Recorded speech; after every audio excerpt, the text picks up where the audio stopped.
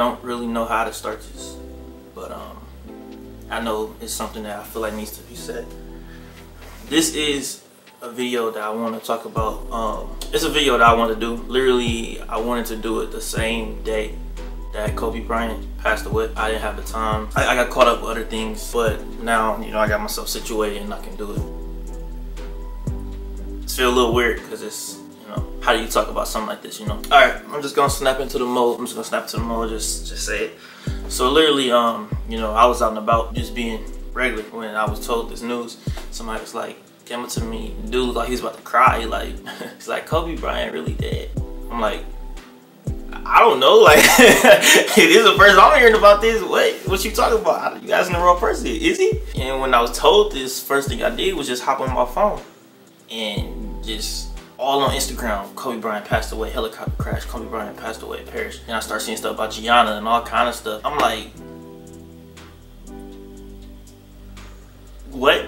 Like, you know, like who would think that Kobe Bryant, like, that's the last person that I feel like you'd be hearing die. And it's not like, not to say that he can't die. We all human, we all gonna die one day. But it's just like, that's not someone you expect right now, you know?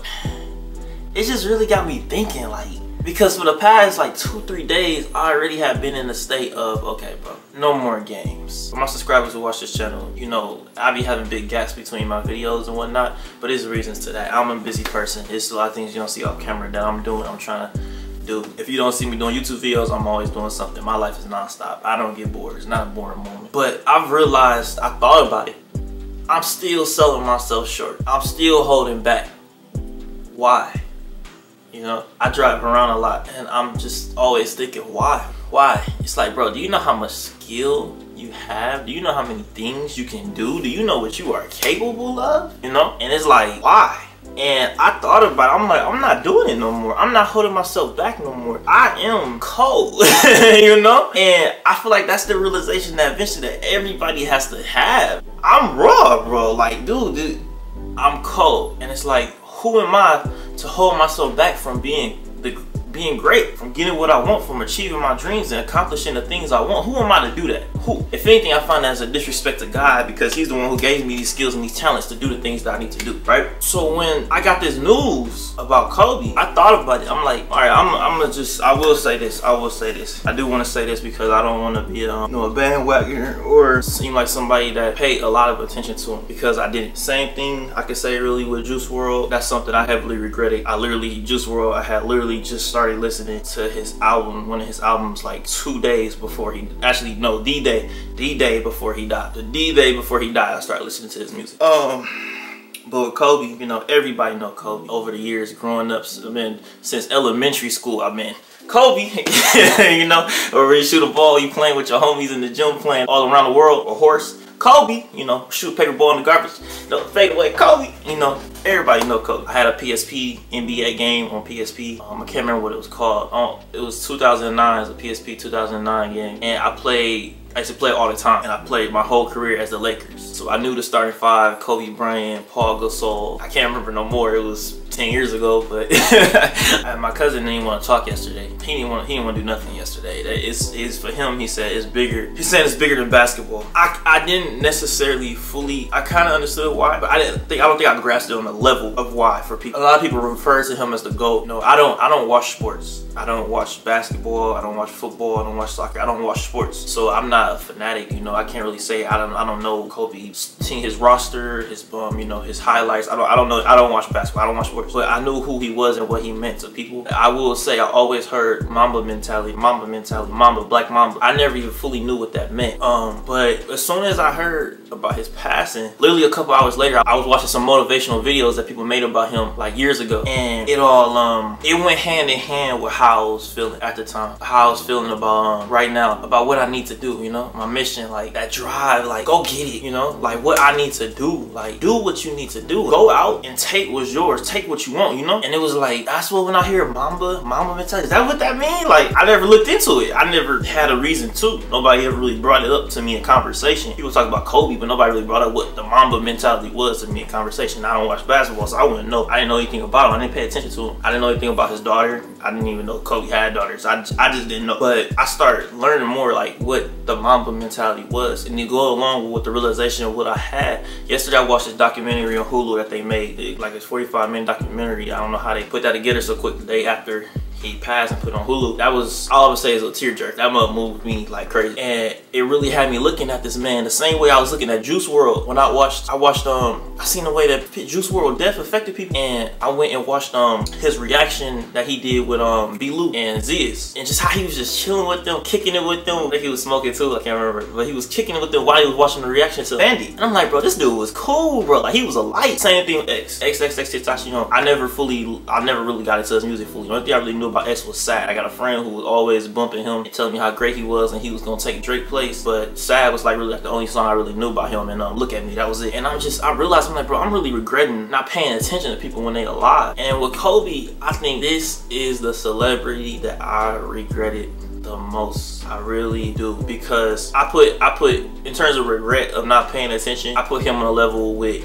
Nipsey, because I never really knew much about Nipsey either. And when I seen a lot of the interviews and talks with this man, all I could say was, I wish that was my uncle. I wish that was my uncle. I really do. Like the wisdom that I could have gotten from him, like Uncle Nip, but how do I go about this and that? Can you help me with this? Yeah, I need help, Uncle Nip. You know, can I call you real quick? You know, like, I wish that was my uncle, man. I think Kobe's is a little bit of a level above that regret, because a lot of things that he was saying, if I just knew. A friend of mine, DC, shout out to DC, shout out to you. He was trying to tell me about the winner's mentality months ago. You was trying to tell me about the winner's mentality, and I didn't really understand what it meant. I was thinking, nah, man, you should be humble. You know, I wanna be up there. Like, if I was in a music game, I'd be like, you know, I wanna be up there, maybe Jordan Lucas level or something, woo woo. But I don't need the top spot. I don't gotta be #1. He told me, he like, well, then you just in the way. You just in the way then. What's the point? Because for people like me that want to be the top, you in the way. Get out the way. Just get out the way. And I'm like, I don't know, bro, that's kind of messed up to think, because it's like, that's greedy. Well, that's not greed, that's want to be successful, that's want to be great, bro. He's like, you thinking so much about being humble and wanting to, you know, not be, you know, greedy and evil and all this. When that's not the case, you just want to be something great, and there's nothing wrong with wanting to be something great. And I didn't understand it at the time. I'm like, nah, he wrong, man. You know, he feel how he feel, but I know it's right. It took some time for me to fully understand it, and that's what Kobe was preaching the whole time. And had I just been, and I just been paying attention to this man, what DC was saying would have hit easier, and at the same time, it would already probably been my mindset. It's your life. This is your life. Nobody can take it in the direction that you want it to go but you. Nobody can make you great except you. Nobody can do what needs to be done for your life except you. You can take support, you can have people help you, but at the end of the day, it's you who see your dream. Nobody who can see your dream, but nobody can see it, picture it, visualize it the way you can in your head, like Kobe did. I mean, he said that when he wanted Shaq to win that championship. Was it a championship All-Star? I don't remember. It was no documentary, I think, yesterday. He said it was some game, or I think it was a championship or something. He said he told Shaq, he said, I wanted you to win. I wanted you to win because I knew that was gonna push me. I needed that. It's like how Goku and Vegeta need each other. It's like competition. Vegeta need Goku more, but Goku always on the top. Goku always alpha, you know. Vegeta need Goku more in terms of the push. But they got that respect for each other though, and that's cool too. You can still have that respect for each other, but compete with each other. There's nothing wrong with that. Use it to fuel each other. He was like, yeah, I needed that, you know. And that's a healthy competition. In competition, sometimes people, I feel like growing up, we've all like got this wrong aspect of what it is to be competitive, like this negative aspect. It's not negative. There's nothing wrong with being competitive, man. We are competitive beings. We like competition. And there's nothing wrong with wanting to be the absolute best, the one to be #1. I had to realize that, man. Strive to be the best. If you cold, you cold. If you want to be cold, do what you got to do to get the skills to be cold. It's that simple. It really is that simple. Do what you got to do to get cold. And if you want to be #1, go out and take it, because nobody take it for you. And I'm hurting the most for Gianna. I don't really know how to talk about this, so I'm kind of all over the place. I'm hurting the most for Gianna because Kobe, he said that he wanted to die young because he wanted to be immortalized. He wanted to live in people's hearts. Remember him forever. He got that. I'm pretty sure he didn't feel that way now. You know, me and DC talked about this yesterday too. DC was like, I'm sure he probably don't feel that way now because of all the, you know, all the things he got going on, whatever. But that is something he did say, and that did come true. But his daughter, man, he got to live his life, accomplish, do the things he want to do, retire, drop 60 points in his final game. His daughter, she was just starting her life. 13, bro, just starting her race, and she didn't even, That's the real heart. Prayers to the rest of the family, the rest of the people that was on board too. That man and his wife and his daughter. That coach and his wife and the daughter, Carrie. Prayers for them too. But in terms of Gianna, so young, and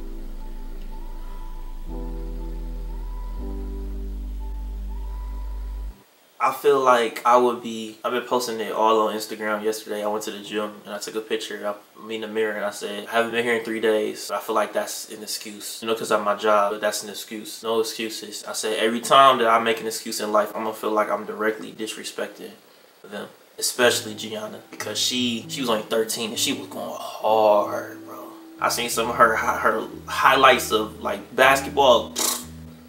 Going hard. Like, she was in full gear and she had her pops to back her, but at the same time, not your parent that could make you. You have to have the mindset. It don't matter Kobe Bryant, your dad, LeBron James, if you not in full gear mode, ain't nothing gonna happen for you. She was in full gear mode and that girl was gonna be something. She was gonna go out and take it. He passed that Mamba mentality right down to her. Right down to her. She was gonna go out and take what was hers for her life. Now that chance is gone, man. But what about us? What about us that's still here right now? What about us that spend our time scrolling social media and then when we get off, nothing in our life has changed? What about us that spend a lot of time playing video games and then when we get off, nothing in our life has changed? What about us that go to work, just complain about it all day and not doing the things that accomplishing our dreams, but not even just our dreams, the contributions that we would put on this earth to make to the world, and then we get off work and we come home, turn on the TV, and nothing has changed? What about us? What are we doing?